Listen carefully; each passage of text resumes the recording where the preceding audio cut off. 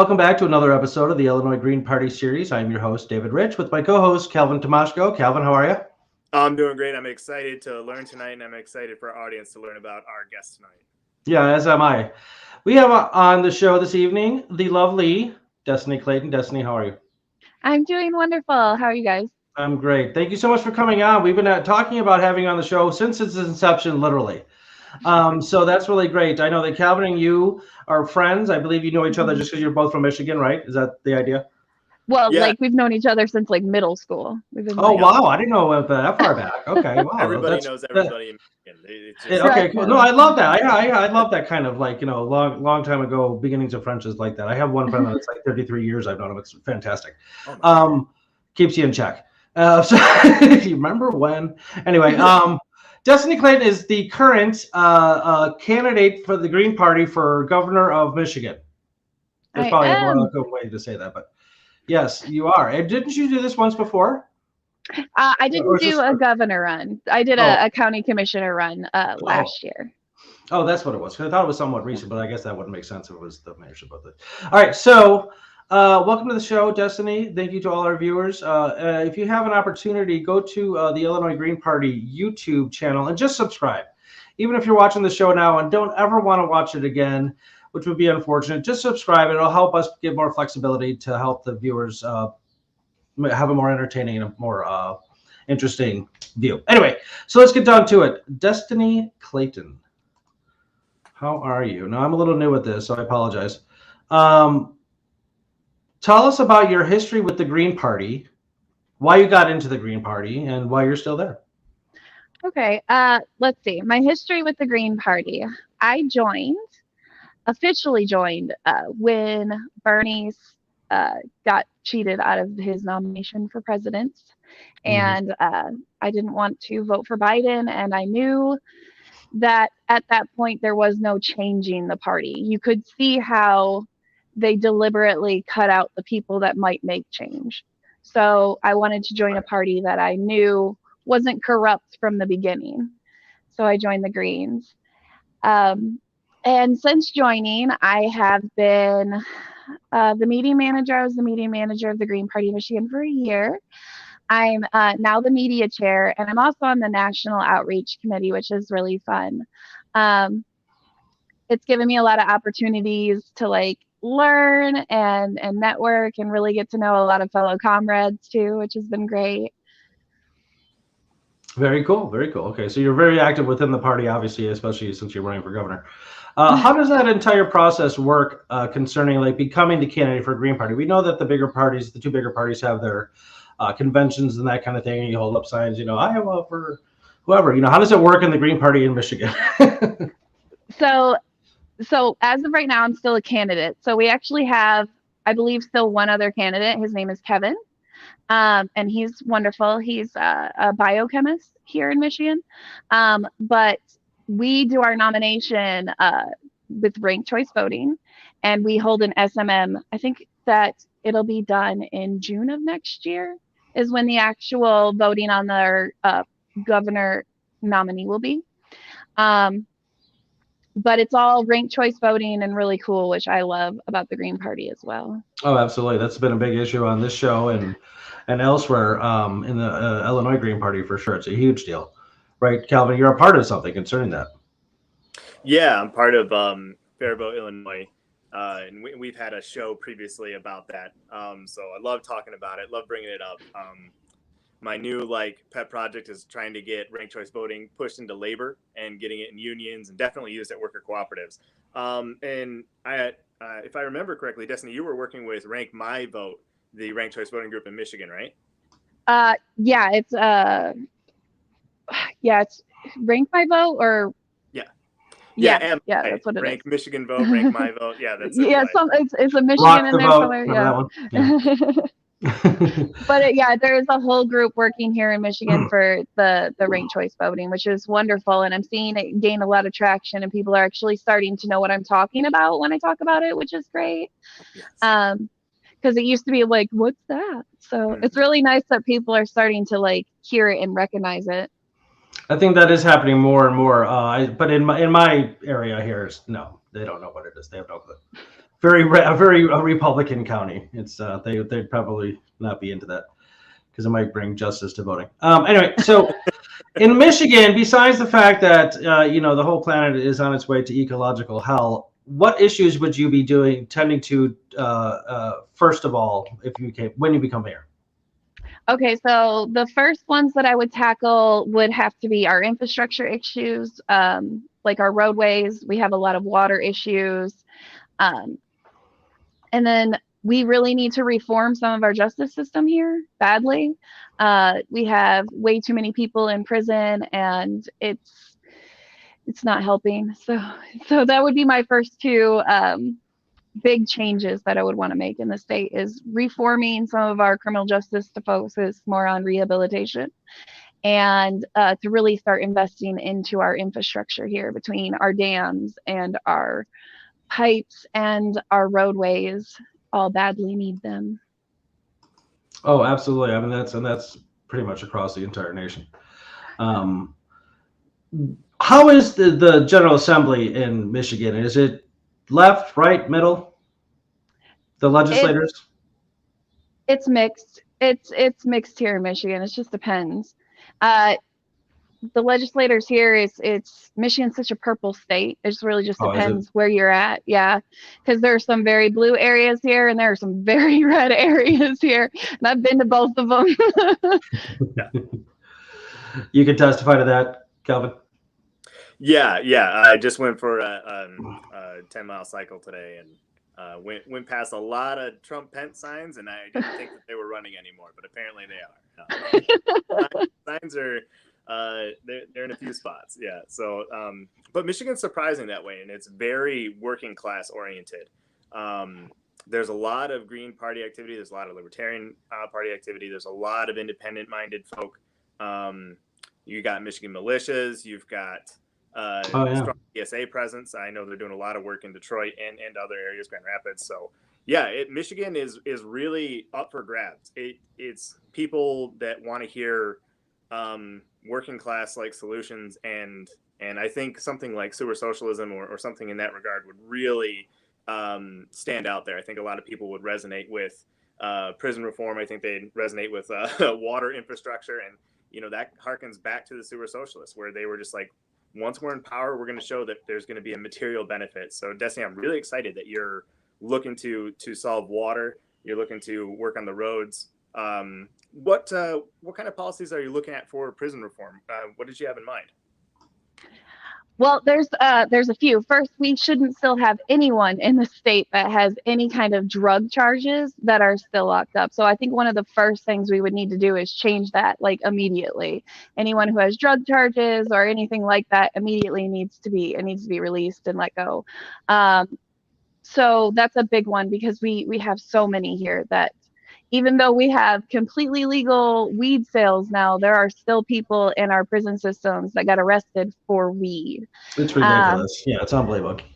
One second, right? Like, you can go to the street corner, buy rec weed at the dispensary now, and there's people making millions of dollars here doing it, but we still have people who are in prison for doing it, and that's just sad.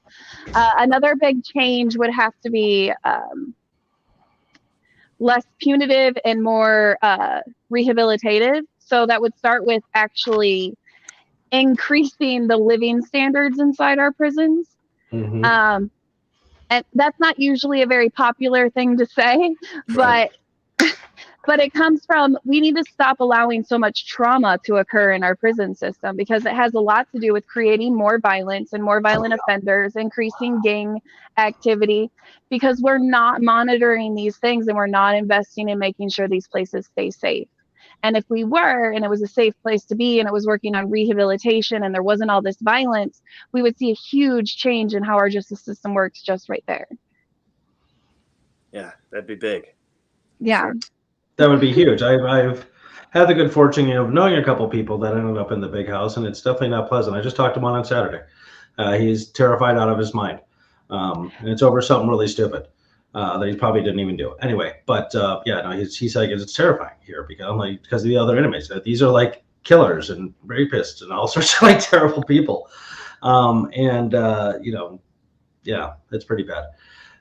And just the And then condition they're that shoved in there. And and then they're they're shoved shoved into like in little there, sardines. fighting over resources, Yep. desperate, fighting, they're just fighting for their survival. It puts them all in survival mode the whole time they're there, and then they come out with even worse mental health and problems. They're less likely to fit into society. They're less likely to succeed just because they went there. That's the opposite of what our system should be doing to people. If you mess up, our system should be helping you be a better person in society, not screw you up more. That That's should be right. the goal. I agree, and it's actually a very fundamental philosophical debate within the law, within the judicial system, of retributive justice versus reparational justice. Yeah. Should you get punished just because you did something wrong, and that therefore you deserve to be punished, and that's it, stops there, or should you be somehow helped, if taken out of the society so you don't hurt anybody until you're fixed again? That's reparational, of course.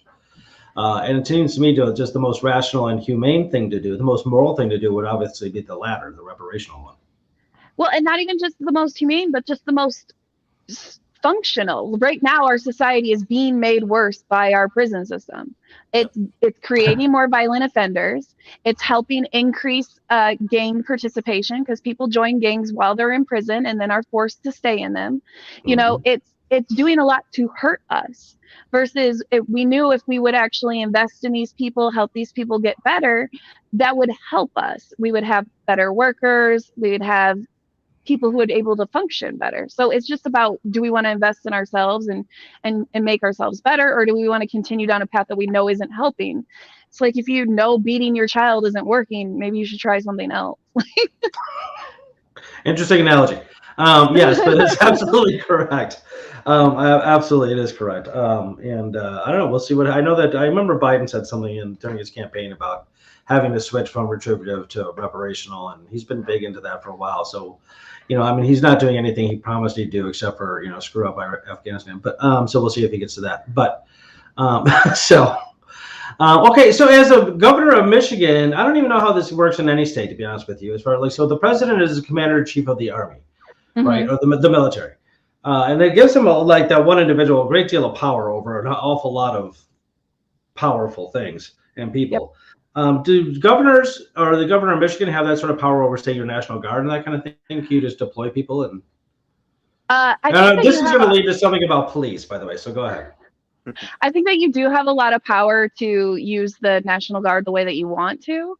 I think that there's also like a monetary thing there. You have to budget in using them and that kind of stuff. But I would have to look into it more to really have a sound answer on that. Okay, yeah, because I was, I interviewed this lady she was a transsexual satanic anarchist out in Rhode Island who actually got nominated by the Republican Party to run for county sheriff because the Republicans didn't know. They just voted party. They didn't know who they were voting for. She didn't win, of course, but she had little signs up everywhere with the sheriff's badge that had an anarchy symbol in it and stuff like that. And I had her on my radio show and I asked her, well, you're an anarchist, so what are you going to do with your cops? She's like, well, the first thing I'm going to do is I'm going to make them pull over every local cop that's pulled somebody over to make sure that local cop isn't harassing anybody. I said, that's cool. So that's why I started with the National Guard thing. Like, what would you do with that sort of, power over the National Guard? Let's say you do have it. Like you could deploy, would you do anything as concerning police reform? Would you use your authority that way or in any other way for police reform? Well, I would use my authority for police reform, but I don't think it would really require the National Guard use. Like, you wouldn't want to arrest police? No, I wouldn't want to arrest the police. I would want to change. I fantasize about that. Go ahead. No, I wouldn't want to arrest the police. I have a lot of love for some people who, are in that system. And it's because there's a reason they're in the system. It's because it's the best job that they could get for their education level. And, they're kind of brainwashed and, they're just trying to survive the same as anybody else. So no, I don't want to arrest them, but I do want to change the laws as far as what they're allowed to do and what they're not allowed to do, and then hold them accountable if they fuck that up. It's just changing the simple fact of just stopping allowing the police to carry lethal weapons. That alone would change a lot. Stop allowing the police to use certain kinds of equipment, and that comes down to defunding them a little bit too. And I know that's not like the most popular thing to say sometimes, but defunding them. And when I say that, it really means refunding the rest of our society. So Right. by taking some of that money out, we're going to refund some of our schools' education system money. You know, we're going to refund the infrastructure. We're going to refund everyday things that are going to help your life, like building into our library systems. I'd love to see a lot more technologically advanced library systems that have availability to the public for all of these things. So this is like the one piece of free information that we have left. I'd love to see free internet in Michigan as well. That's big, yeah. Yeah, I would love That's to see all of interesting. our utilities move over to public, but you know. Why private worked out so well for the grid in Texas? Sorry, Calvin. Do you have any questions? Yeah, I wanted to maybe talk a little bit more police in regards to how society uses police to shoo away problems and just try to hide the problems rather than refunding society and addressing those needs that the people need. So when there's an economic recession, more and more police go around and shoo away the problem of houseless people or homeless people. Which way should we say it, Destiny? Is it houseless or homeless? Are we okay with that? I think we're okay with either, but I think it's I've homeless. never heard houseless before. It's an interesting idea. It's always been. I mean, I guess they both mean the same thing, but okay. Yeah, home is the community you have. I don't know. All right, fair enough. I get you. But okay. Homelessness, like the police kind of just go around and force them to uproot and move anything that they've started to build a routine off of, and any shelter that they've created, be it tents or makeshift homes, they're forced to be moved and dislocated, and sometimes they're even sent on buses and just sent away to the next town. So cops are real heroes, folks. Yeah, sometimes. Yeah, they're real great. So Destiny, what are some policies regarding the houseless populations? What are some policies that you're looking at? Okay, so I'm looking at a housing first program, which would mean that pretty much homelessness would become non-existent here, because if you were homeless, you could come and we would put you in a house, period.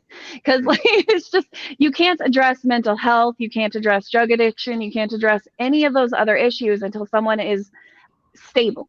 Because you have, basic needs as a human. If you haven't met your basic needs, you certainly can't function as a member of society.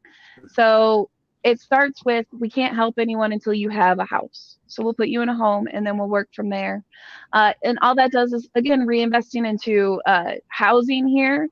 And you can make low, income housing pretty easily. And you'd be surprised how fast it pays off. Yeah, for sure. Yeah.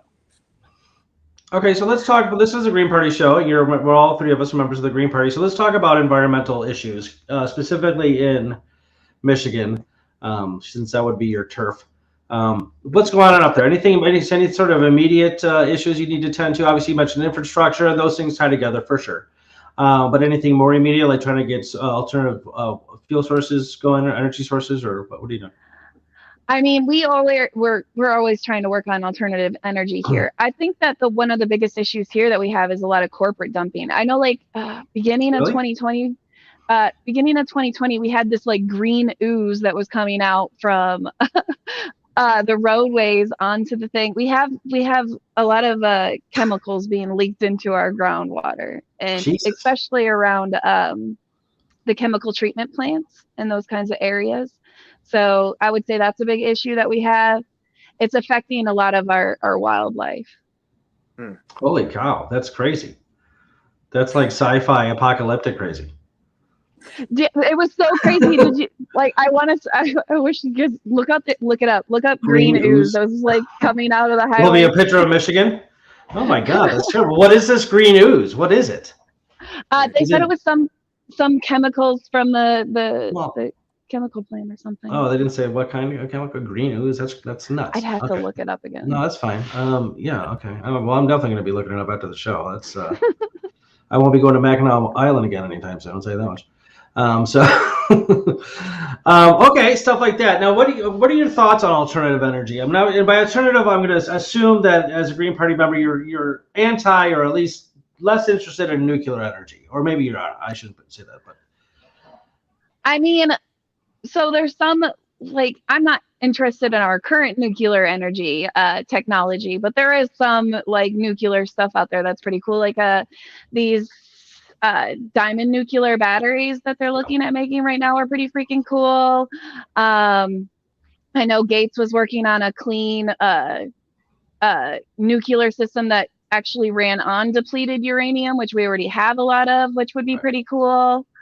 So I'm a little interested in nuclear, but realistically right now we do need to focus more on like solar and wind because the technology is really there. But I mean, I have hope for some of those other things. I have a buddy who's finishing his PhD in physics, and we talk about nuclear energy a lot. And I do a lot of research because I still haven't fallen on either side completely. I mean, I guess I would prefer not nuclear energy if it could be avoided. But I do know for a fact it's the most bang for your buck. And there's a big difference between fission, which is what we use now, and fusion, which is what they're still working on. Fusion is like 100% harmless. It doesn't even if the thing breaks apart in the middle of the process, no radiation would leak. It would just stop. The whole process would just stop.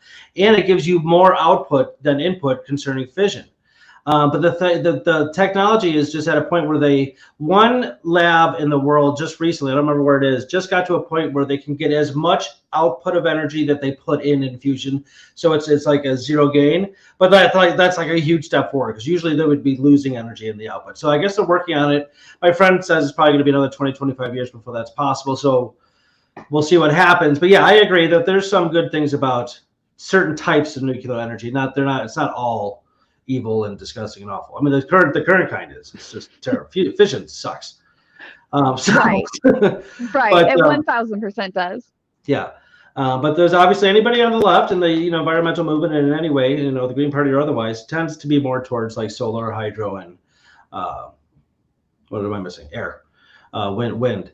But those have their drawbacks too. I'm reading a book right now that says, none of it is good. None of it is good. He's saying there's no such thing as green technology because of all the manufacturing of all these different things and what the damage the dams do for hydropower and that kind of thing, the maintenance of it, the cost of it, the resources needed to build it. He's like, it's not like a directly obvious problem, but you just look at like how these things are made and it's just as bad as nuclear.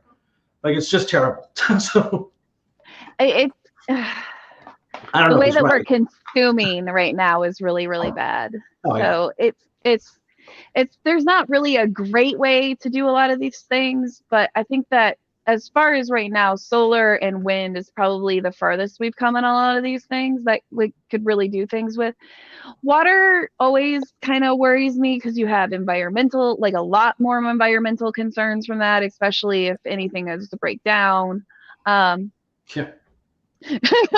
So it's one thing when a windmill stops turning, it's another when a dam breaks, Right, exactly. No, that's a good point, But Calvin, any thoughts on anything we just talked about? Well, I'm interested in this. First, I want to say thank you both for coming on for this somewhat of a Labor Day, because this is actually like a third Labor Day of the year. First, there's May 1st, International Workers' Day, and that was started off because of the Haymarket event that happened in Chicago area.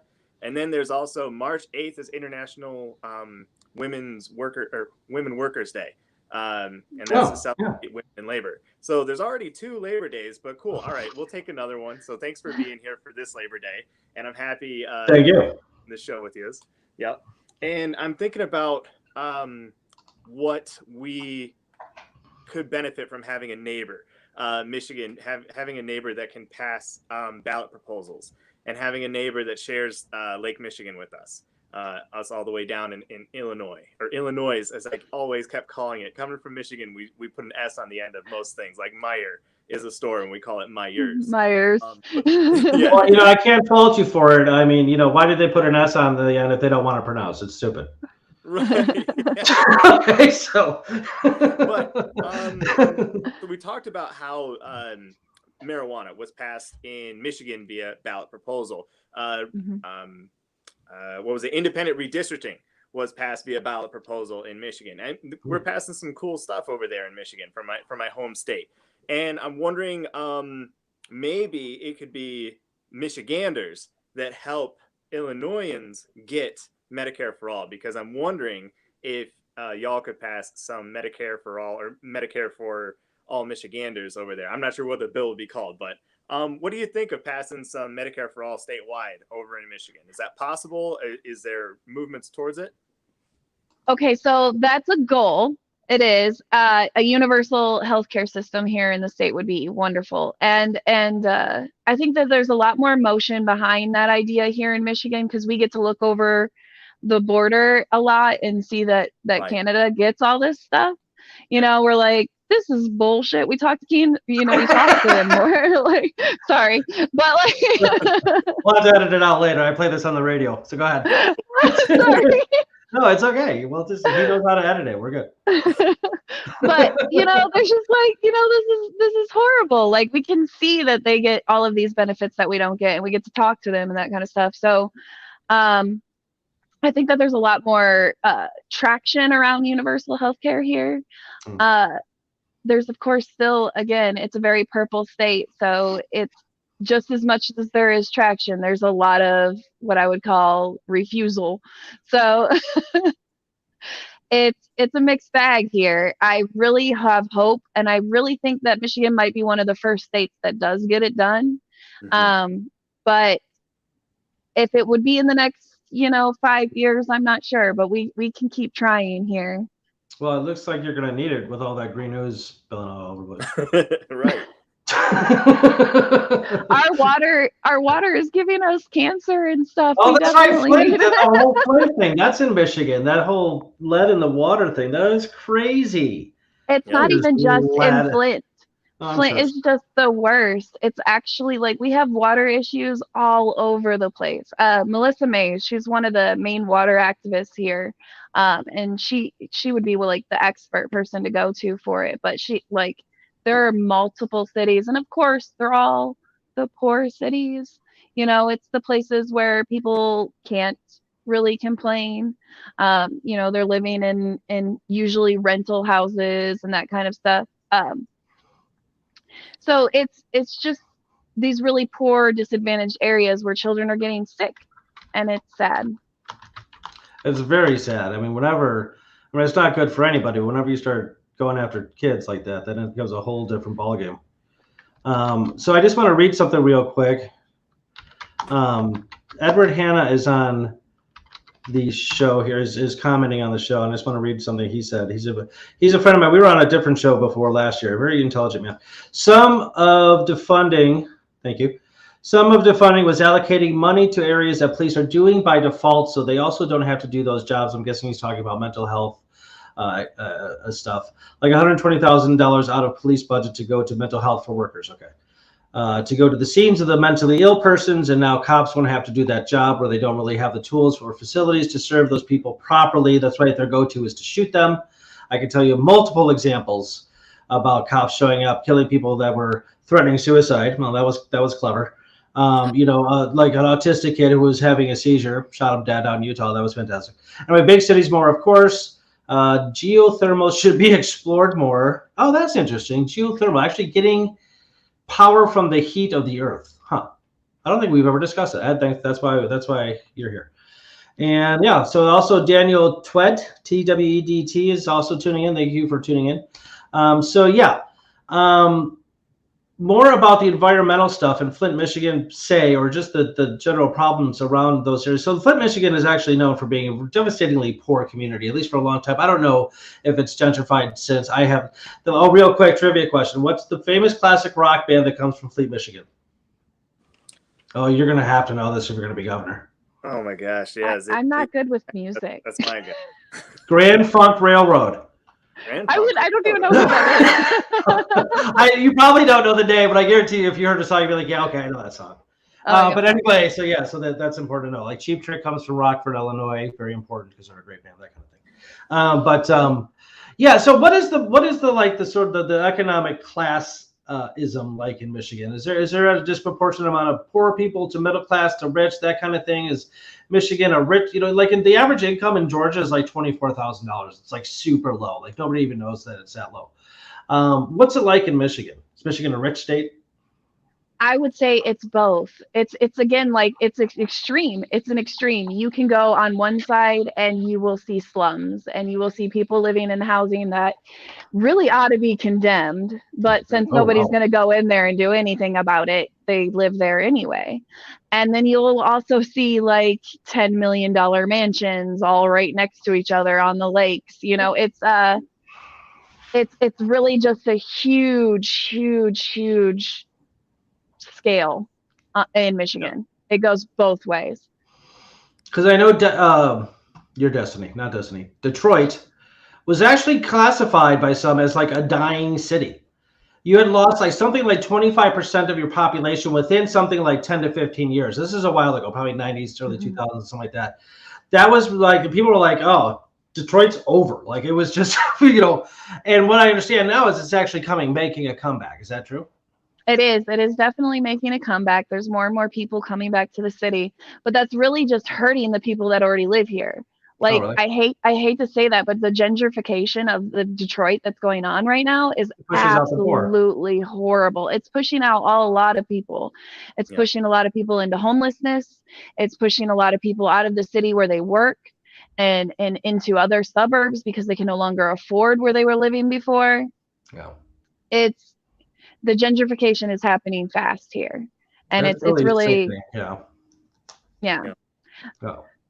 Which is great for business, and people like to talk about that, but we really need to start taking better care of the Detroit people who live here. Well, that's America's motto. Money is always more important than people.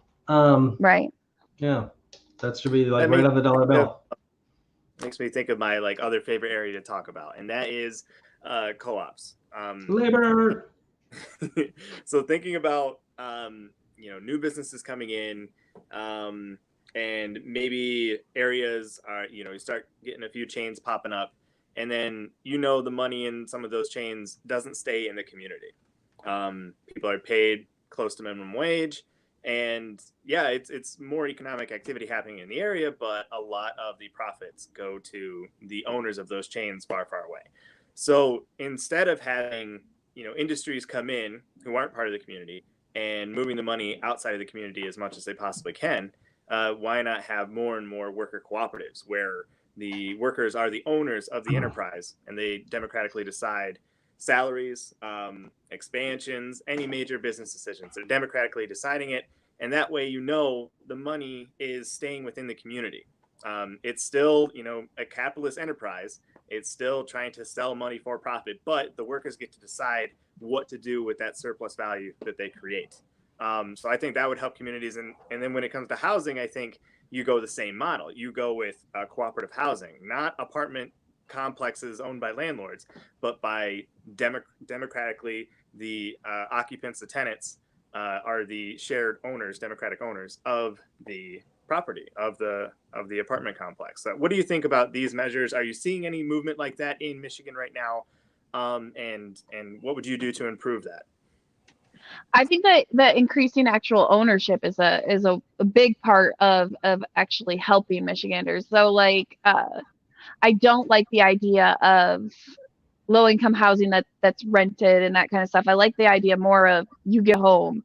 So and we have done this before in the States where we made a whole bunch of housing stupid cheap and started pretty much giving it to people, and it massively helped us in all of those areas. So I don't understand why we wouldn't do it again. But as far as the worker co-ops, I haven't really seen a lot, and I don't put a lot of research into them like you do. I know that you absolutely love them. So, but I haven't seen a lot of them here. You would probably know a little bit more than me, though. I think there is one brewery, but I'll have to put it in the description. I can't remember it right now. There is one. There's a Union Shop brewery, and then I want to say there's a worker co-op brewery in Michigan, but I can't remember it off the top of my head. I'll share it in the description, though, later on. I love that it's a brewery. That's great. Sit around with your comrades, drinking beer, talking about what to do. That's great. I like that. I would join that. Whereabouts in Michigan are you right now? Are you in Detroit? I'm in Oak Park, which is like a suburb. It's like Metro Detroit or whatever. Oh, okay. Yeah. And Calvin, you're from that area too? I grew up a little bit north of there, so we always reference our map, which is our hand, and then we say, Right, yeah, Michigan's the hand. I am here. And then if you live in the UP, you put another hand up, and then you go, I'm up here somewhere. It's just Michiganders can't help it but use their mitten shaped state to reference their hand and look around. But I'm thinking about how much like Michigan is a auto focused world.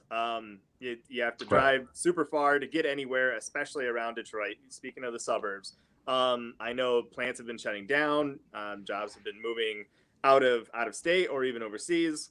And you see this like real fallout from relying on one industry as being like what drives a town.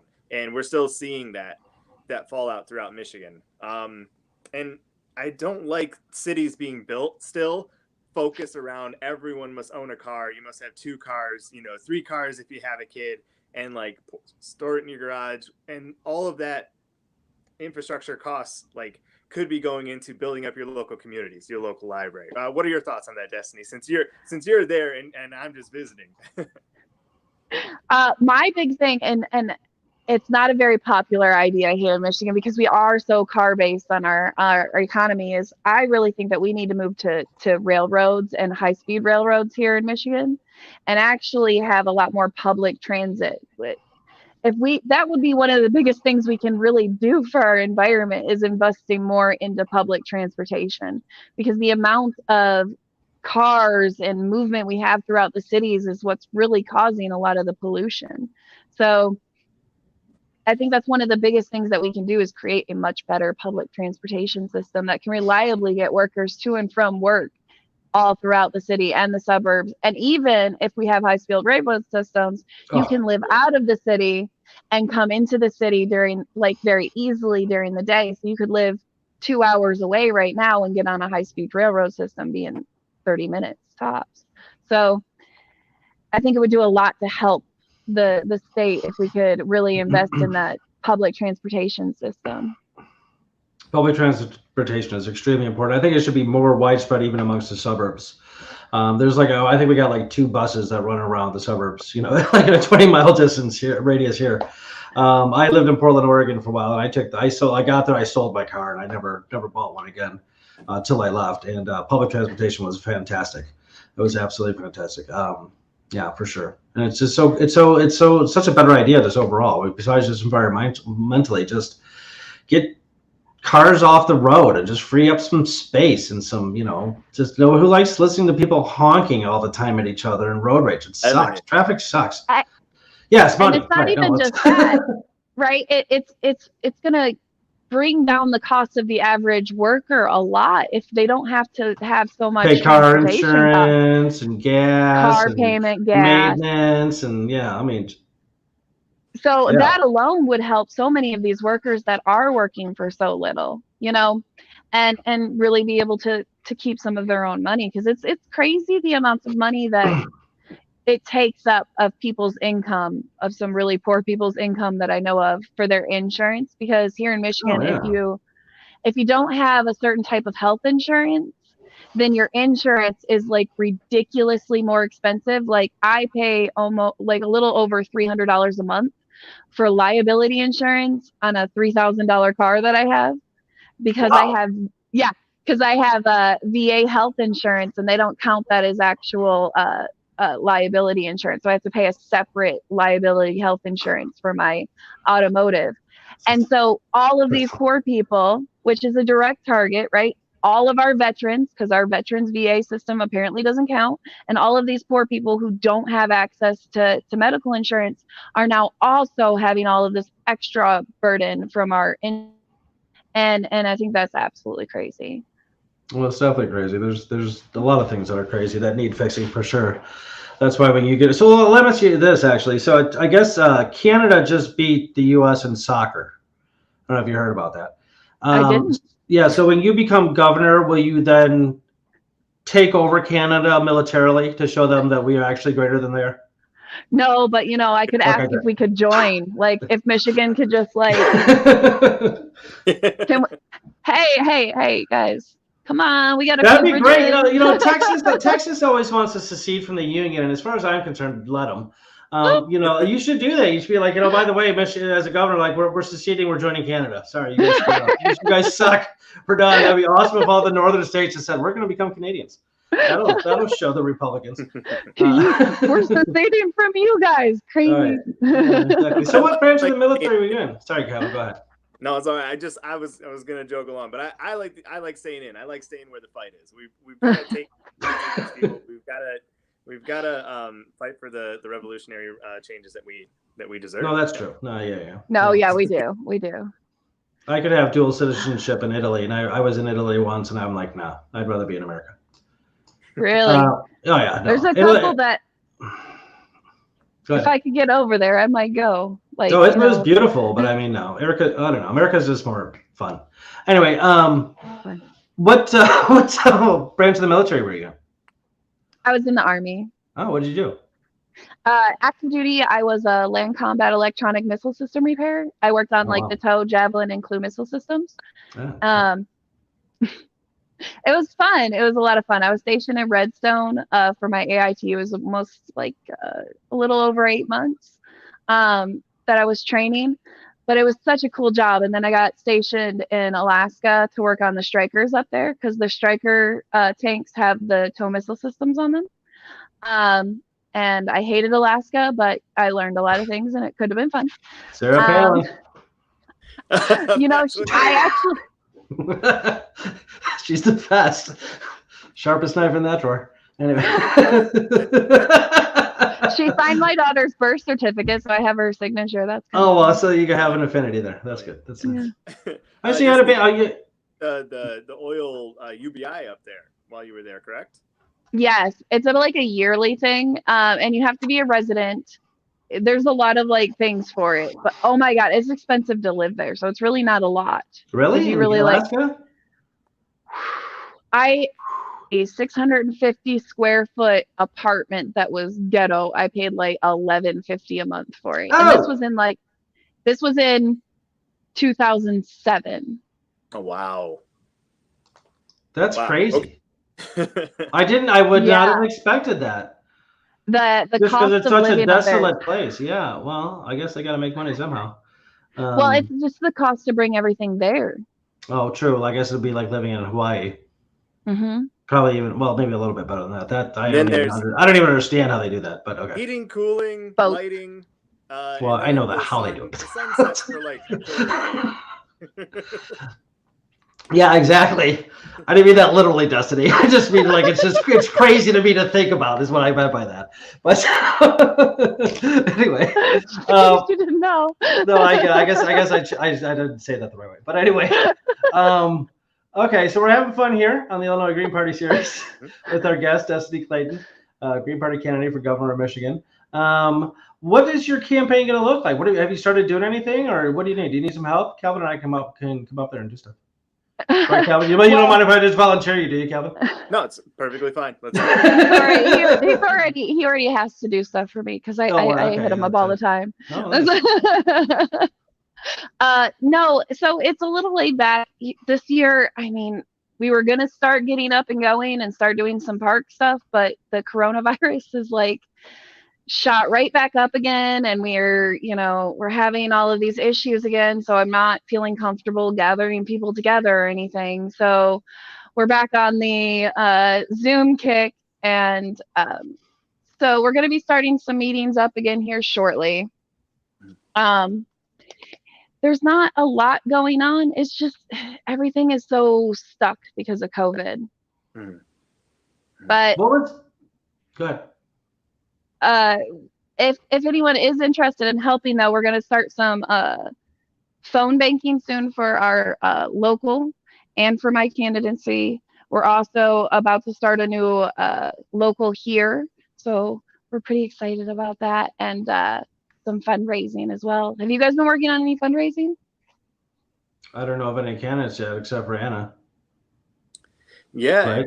We haven't yet. I know that there's been phone banking efforts there were a few pieces of legislation that the Green Party was behind. And we did some efforts that way, but we need to get to phone banking for Anna and for all of our Green candidates, because that's clutch, especially right now with not too many door to door. We could get away with it, but phone banking is going to be the safer bet for getting a lot of volunteers right now. I know socially we could get away with it. Like, most people are kind of over this already, and they're not going to think anything about us coming door to door or holding these events because they're doing it anyway. I feel bad adding to it. Like, I'm Going like, door to I'm just door, you not. do? Yeah, well, right now with the numbers where they are, like, I wouldn't want to, like, God forbid I have it and don't know it because I'm vaccinated and barely get any symptoms, and then I'm going door to door and knock on some old lady's door and kill her. Like, I don't want to. You don't want to do that. Yeah. Just Like, I just don't wanna. Yeah, that would be bad. That'd be awkward.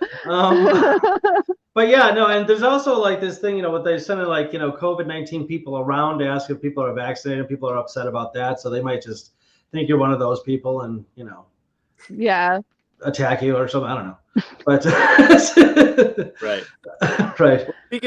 Speaking of organizing, I'm curious what the labor scene is like in Michigan.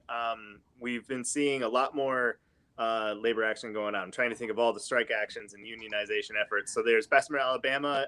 The NLRB made a decision saying that, yes, Amazon did do union busting, and they were found guilty of it with a mailbox that they installed right on their premises and had a camera pointed at it to, like, intimidate employees for submitting their ballots. So that's still in review. Wow. Going to be taken to the courts for sure, but my fingers are crossed that they get another shot at it because they need another one. And this time we can push through the disinformation. And there were so many people saying, like, I wish I would have voted yes. So I'm excited for that. I know there's an Amazon plant out in New York that is starting a unionization effort. Oh gosh, and there's strikes going on. There's the Nabisco strike. Yes. Frito-Lay. There's so many excellent efforts going on. I know there's another one in Chicago Mechanics. I want to say Local 107. I'm starting to memorize some of these things. So there's a lot of excellent labor organizing going on. One, I wanted to know, what's it like over in Michigan?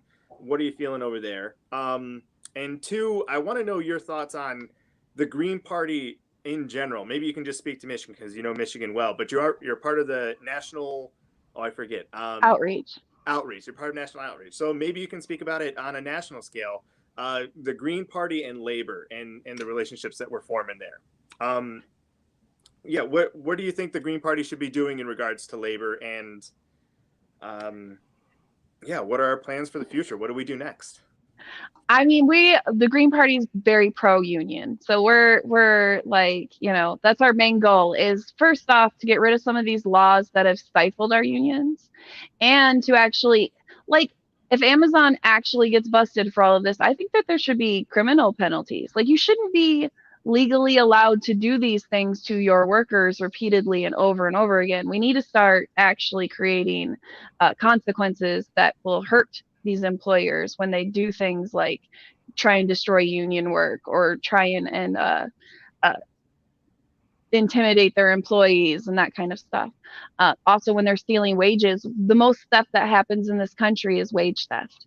So there's a lot that we could be doing, and we are doing in the Green Party, or we're fighting for, which is a lot of workers' rights, a lot of we're one of the only first world countries that doesn't have guaranteed paid leave every year. Maternity leave or even paternity leave, like sick leave. Sorry, you just had a baby, back to work. Oh, it's so ridiculous. No, a lot of the other countries just have 6 weeks of paid leave. Just no matter what, you get 6 weeks of vacation every year. Yeah, and we're like, what? You get You're lucky paid if you leave? Get 2. Yeah, exactly. So you mean you don't get fired for calling in sick? That's what I get. Right. It's true. That's very true. Is there a big union presence in Michigan because of Detroit and the auto industry? There is a much bigger presence than I would say Alabama, because I can see that, like, a direct reference, because I spent a lot of time in Alabama and I've spent a lot of time here, and you can see it happening with the wages as well. the wages are better in Michigan than they were in Alabama. And people like to say a lot of things about costs, about how much higher the cost of living must be here. But I've lived in both places and it's pretty much the same.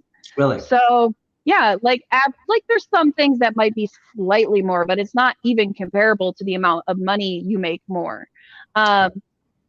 So I heard Alabama's beautiful. I've never been there. oh, it's gorgeous. I heard it's really It's gorgeous. absolutely Like just gorgeous. lush and green and yeah. It's lush and green and red and blue because there's cops everywhere. No, I'm just like, Oh, no.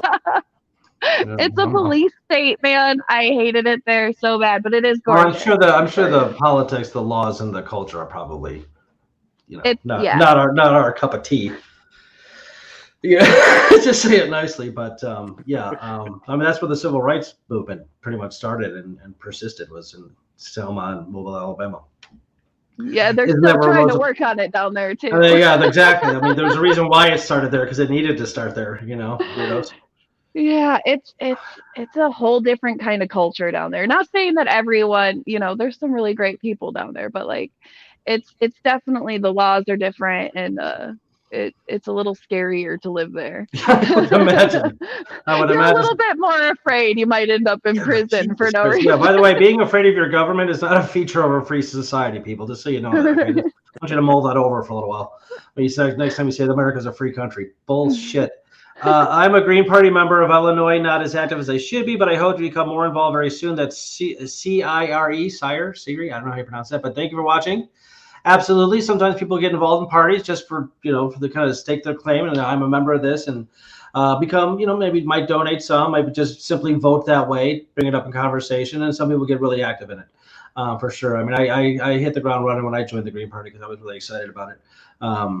For sure, Calvin did as well. So we have Right. Destiny here is running for governor, so that's about as active as you get. Next shot will be president, right, or vice president. You and Howie maybe next turn. Oh yeah, there we go. Oh, so the CIRE is saying it's Eric backwards. Okay, thank you. I'm glad. No, I'm so glad that Calvin got involved as he has, because he's a really great supporter, and it's great having him part of the party. It feels good. It feels right. And you were part of my inspiration for that, for sure.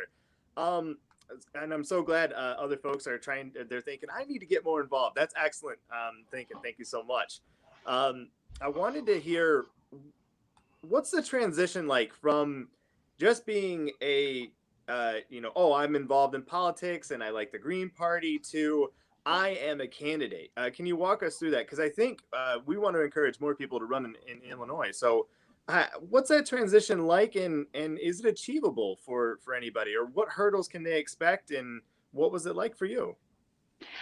Becoming a candidate it's fun and stressful. It's a great transition though.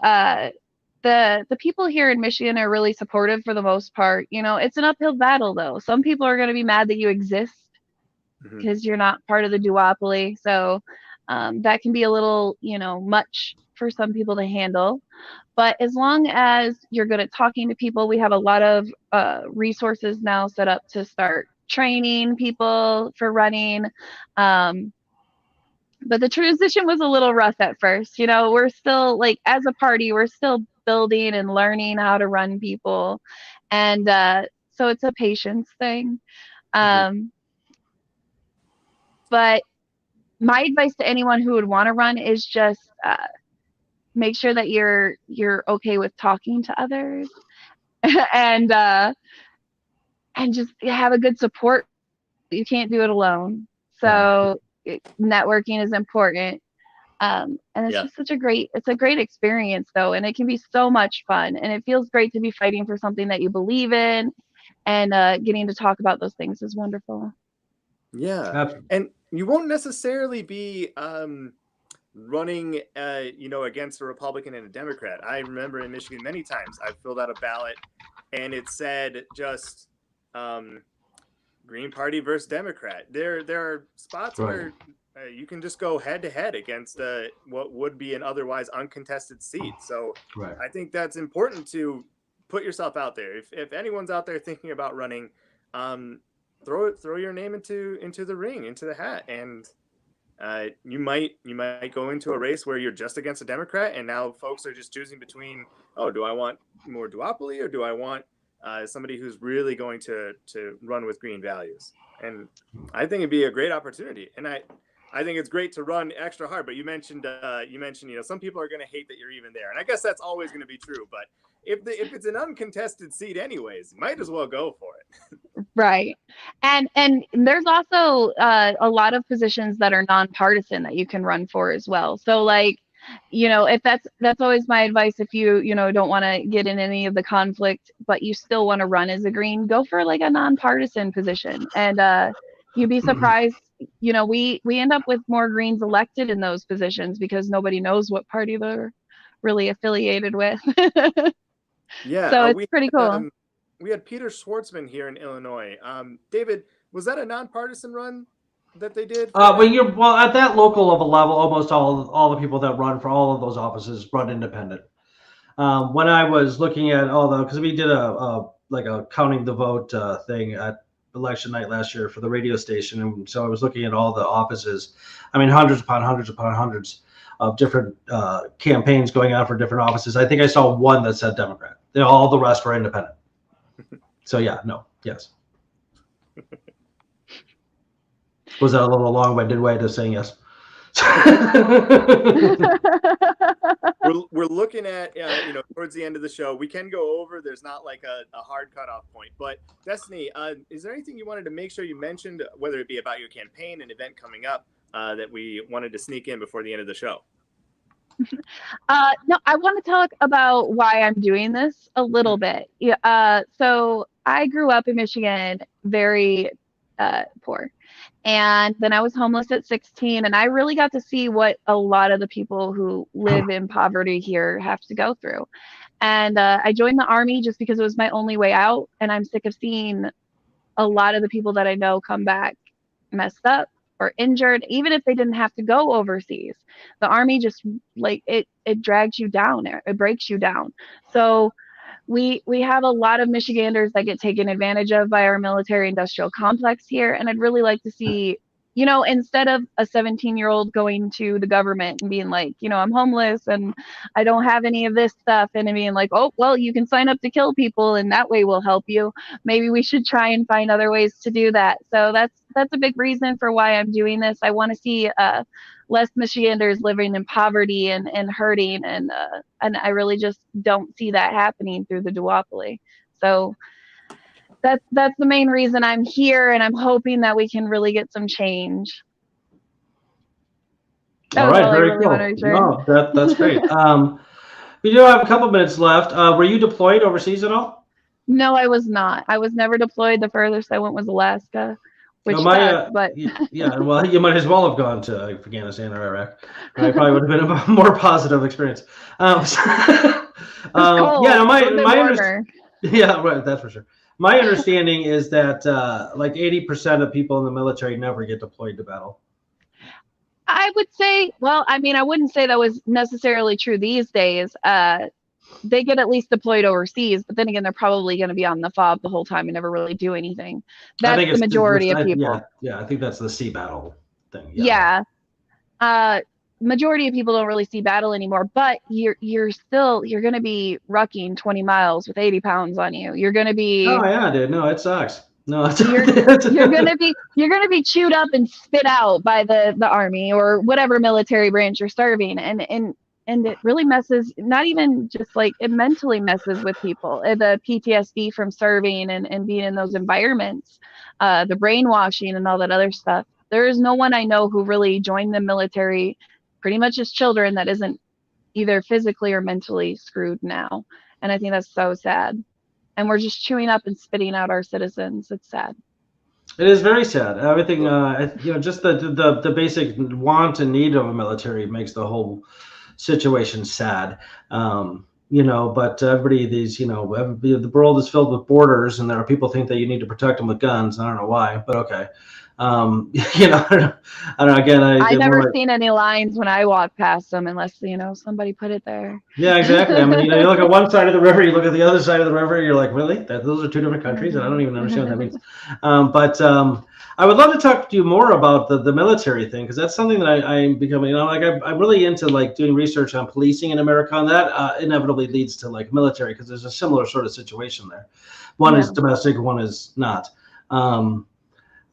So yeah, I mean, and I've had a lot of friends who have come home from being from military service, and they're not the same that they were when they left, and they'll even say that. And you see a lack of a little luster in their eyes, and they lost some pep in their step, and they're just not the same person that they were. And they may or may not have seen battle. Like I said, you know, it's just like you said, it's just brainwashing. It's just so disgusting.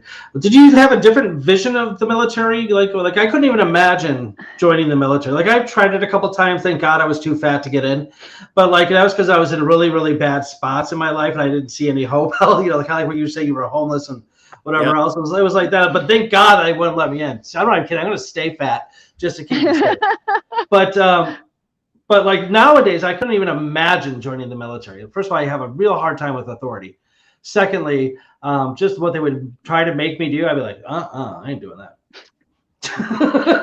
I mean, well, you're a kid when most people, when they join, they're freaking kids. I was 18 when I went for basic, and I had these full grown men adults screaming in my face, which was already scary. You know, it's like, it's not a pleasant experience. It's never like it's just, it's not a good experience, and they do it on purpose. They're like, we're gonna scare the shit out of these people. Yeah, they break you down. They literally will break you down.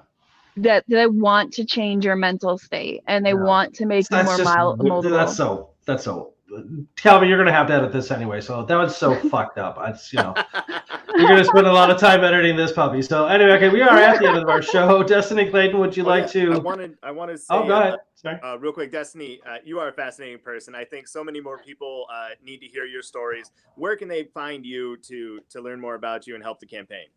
Okay, so on Facebook, we have Our Destiny is Green. That's my Facebook page. Add it. If you're interested in helping or have any questions, you can send me an email at ourdestinyisgreen@gmail.com.